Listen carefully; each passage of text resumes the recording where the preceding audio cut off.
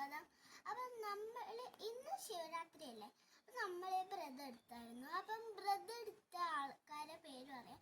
ഞാനും എടുത്തിന്, എൻ്റെ ഏട്ടനും എടുത്തിന്, അപ്പം അമ്മ എടുത്തിന്. അമ്മ ഷോപ്പിൽ പോയിട്ടാണുള്ളത്. അപ്പം അച്ഛൻ എടുത്തില്ല കേട്ടോ.